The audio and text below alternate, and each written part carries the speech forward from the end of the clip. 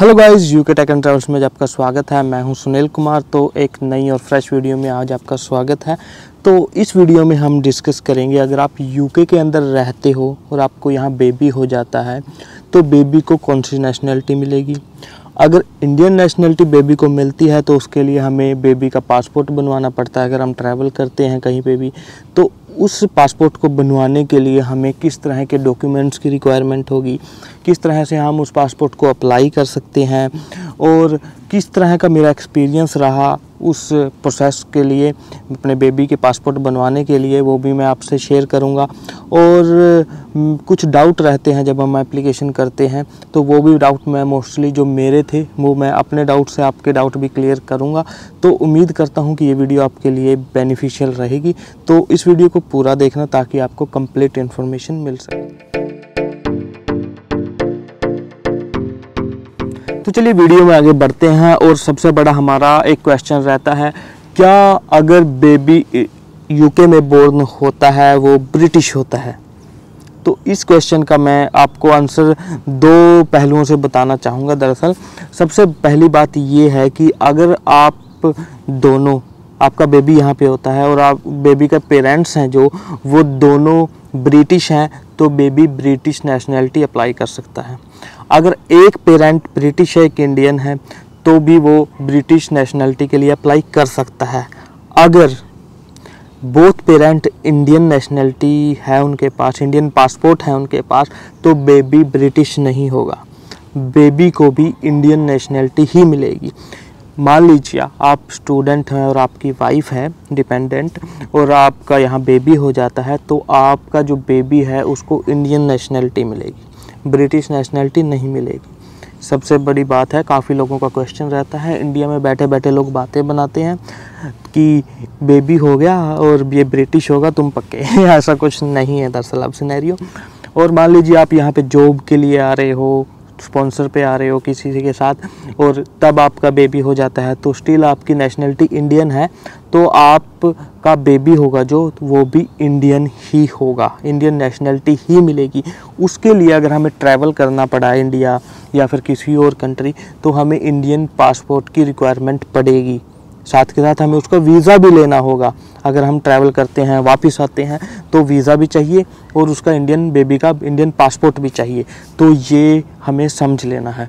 उसके बाद हम आगे का प्रोसीजर वीडियो में आके डिस्कस कर रहे हैं। तो वीडियो में आगे बढ़ते हैं और बात करते हैं, अगर आपका बेबी है उसको इंडियन नेशनलिटी मिल रही है, आपके पास इंडियन नेशनलिटी है, बेबी को इंडियन नेशनलिटी मिल रही है तो हमें पासपोर्ट अप्लाई करना पड़ेगा। उसके लिए क्या प्रोसेस है? दरअसल 4 स्टेप है। सबसे पहले आपको लोकल जो काउंसिल है उससे बर्थ सर्टिफिकेट लेना है, यूके की जो काउंसिल है सबसे पहला। दूसरा है इंडिया में बर्थ रजिस्ट्रेशन कराना है, उसकी प्रोसेस मैं वीडियो में आगे बताऊंगा वो भी। तो बर्थ रजिस्ट्रेशन इंडिया में होना चाहिए क्योंकि अगर नेशनलिटी वहाँ की मिल रही है तो ऑब्वियस सी बात है कि वहाँ पे बर्थ रजिस्ट्रेशन उसका होना चाहिए। दूसरा पॉइंट। तीसरा पॉइंट, हमें उसकी एप्लीकेशन करनी पड़ेगी बेबी के पासपोर्ट को अप्लाई करने के लिए, तो वो हमारा ज़रूरी है। तो ये 3 स्टेप हमारे पास होने चाहिए, ये 3 स्टेप हमें फॉलो करने पड़ेंगे बेबी का अगर हमें पासपोर्ट लेना है। चौथा स्टेप है हमें अपॉइंटमेंट बुक करानी पड़ेगी, VFS जाना पड़ेगा, HCI या फिर हाई कमीशन ऑफ इंडिया का ऑफिस है वहाँ जाना पड़ेगा। वो सभी बातें वीडियो में आगे डिस्कस करने वाला हूँ, आपको वरी करने की कोई ज़रूरत नहीं है। तो सबसे पहला पार्ट है कि अगर आपके यहाँ बेबी हो जाता है तो आपको लेटर आ जाएगा कि बेबी का बर्थ सर्टिफिकेट है या बर्थ रजिस्ट्रेशन है, आप करा लीजिए। नहीं आता आप सर्च कर सकते हो, किसी रिलेटिव से पूछ सकते हो, आप अपनी जो मिडवाइफ है उससे पूछ सकते हो कि हम कैसे कैसे करें। बाकी ऑब्वियस सी बात है आपके पास लेटर आ जाएगा। मेरे पास भी आया था जब मेरा बेबी हुआ था यूके के अंदर। तो जब आपके पास लेटर आएगा आपको कुछ बेसिक से डॉक्यूमेंट्स हैं जो आपको ज़रूरत पड़ेगी, जैसे आपके दोनों का पासपोर्ट वगैरह हो गया और बेबी की रेड बुक हो गई। कुछ इस तरह के डॉक्यूमेंट लगा के आप लोकल काउंसिल में जाके या फिर आपको एड्रेस देंगे वहाँ पे जाके आप बेबी का जो यूके का बर्थ सर्टिफिकेट है वो आसानी से ले सकते हो। साथ के साथ प्रिंट करके वो आपको दे देंगे, ज़्यादा आपको टाइम उसमें नहीं लगेगा। तो उसकी फ़ीस होगी मेरे ख्याल से 15 से 20 पाउंड, वो आपको पे करने पड़ेंगे। तो आगे हम बात करते हैं कि इंडियन बर्थ सर्टिफिकेट हम कैसे प्राप्त करें, किस तरह से हम उसको अप्लाई करें। तो अब आपके पास बेबी का यूके का जो बर्थ सर्टिफिकेट है वो आ गया है। तो नेक्स्ट हमें स्टेप क्या करना है, बेबी का जो है इंडियन बर्थ सर्टिफिकेट प्राप्त करना है। उसके बाद ही हम पासपोर्ट की एप्लीकेशन कंप्लीट कर पाएंगे, या फिर हम इन दोनों को एक साथ कर सकते हैं। वो मैं वीडियो के लास्ट में आपसे डिस्कस करूंगा किस तरह का वो प्रोसेस है। पहले मैं आपको सेपरेट बता रहा हूँ, ठीक है, ताकि आपको कन्फ्यूजन ना हो ज़्यादा। तो सब पहले जब हम बेबी का बर्थ सर्टिफिकेट अप्लाई करेंगे तो उसके लिए एक वेबसाइट है जो कि डिस्क्रिप्शन बॉक्स में आपको लिंक मिल जाएगा। वहाँ से जाके आपको ऑनलाइन एप्लीकेशन करनी है। तो उसमें आपकी डिटेल भरी जाएगी, जैसे कि बेबी का जन्म कहाँ पे हुआ, उसकी जो बेबी का है हमारा यूके का बर्थ सर्टिफिकेट है वो अपलोड होगा, दोनों पेरेंट्स के पासपोर्ट अपलोड होंगे एक ही पीडीएफ के अंदर या एक ही फाइल के अंदर।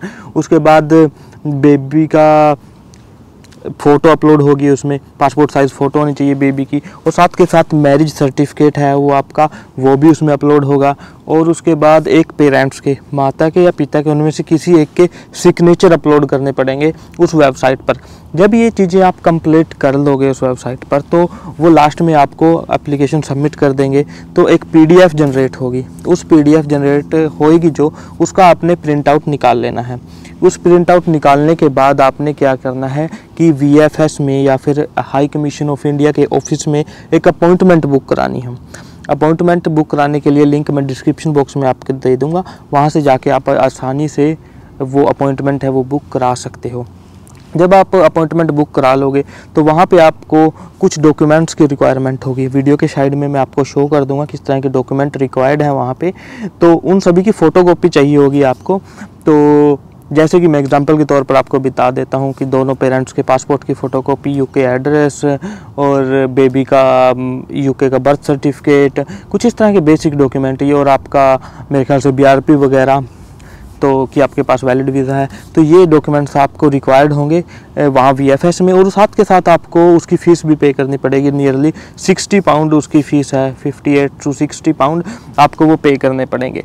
तो जब आप वहाँ से वो कंप्लीट कर लोगे प्रोसेस, तो वो कहेंगे कि आपको 7 दिन के अंदर आपका जो बेबी का इंडियन बर्थ सर्टिफिकेट है वो आपके एड्रेस पर आ जाएगा।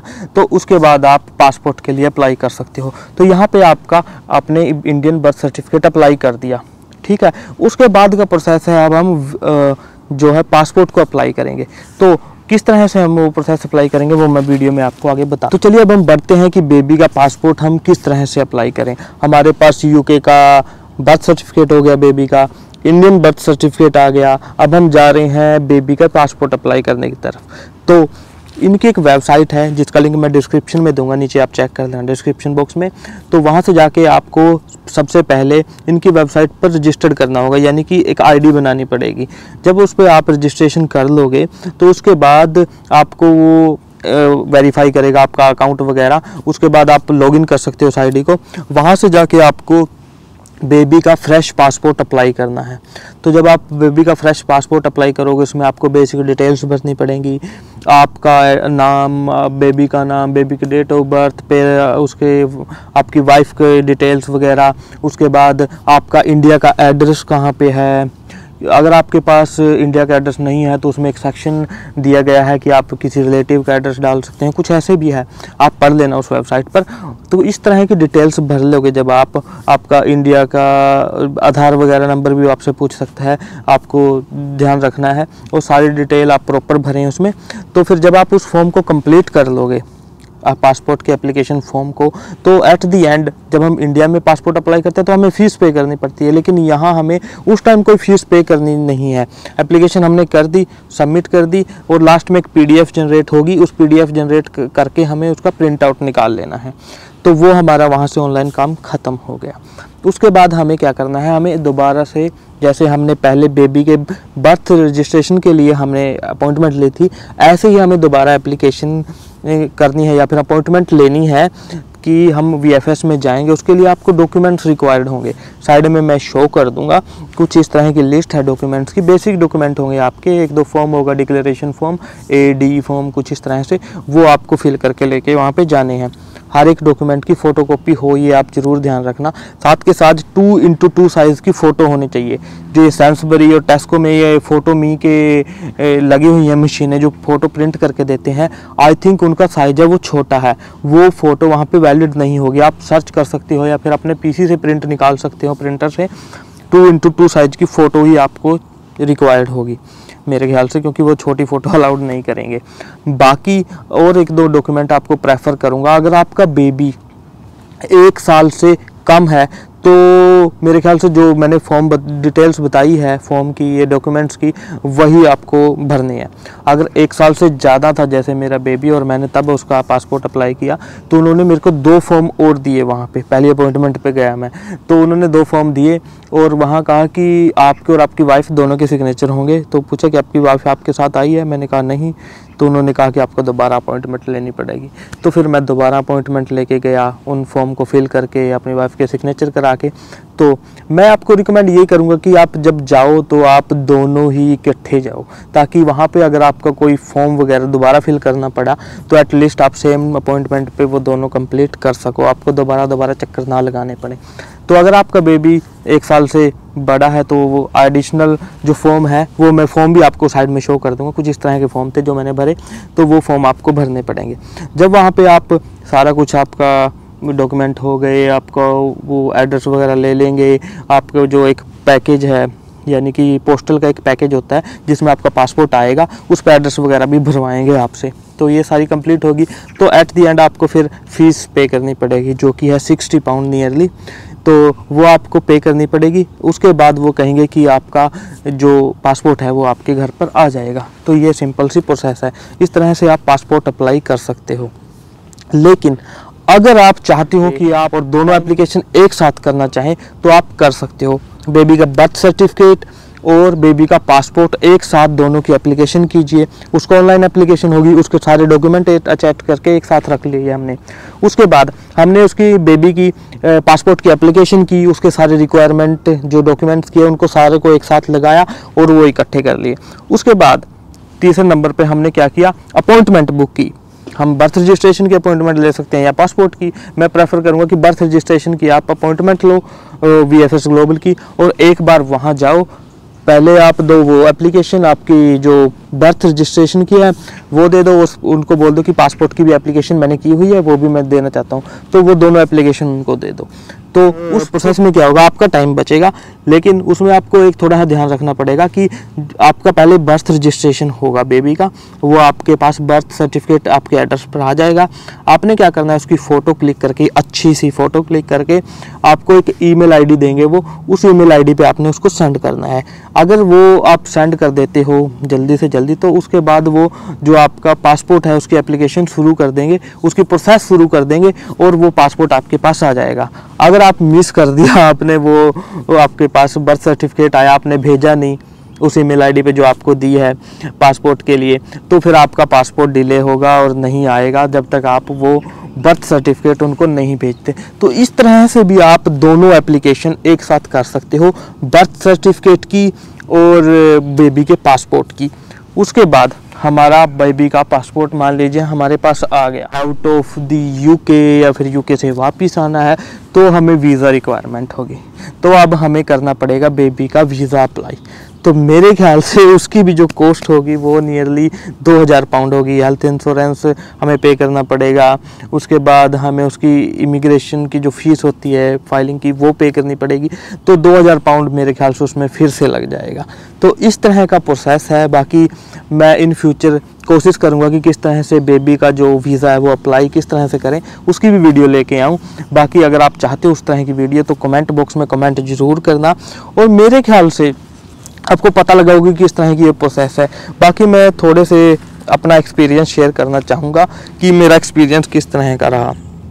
तो मैं आपको सबसे पहले रिकमेंड यही कहूँगा कि अगर आप अपॉइंटमेंट पर जाते हो तो बोथ पेरेंट आप जाएं वहाँ पे, ताकि वहाँ पे कोई अगर आपको एडिशनल फॉर्म भरना पड़े तो साथ के साथ आप उस पर सिग्नेचर करके फॉर्म फिल करके उनको साथ के साथ सबमिट कर दो, आपको दोबारा आना जाना ना पड़े, तो आपका टाइम बच जाएगा।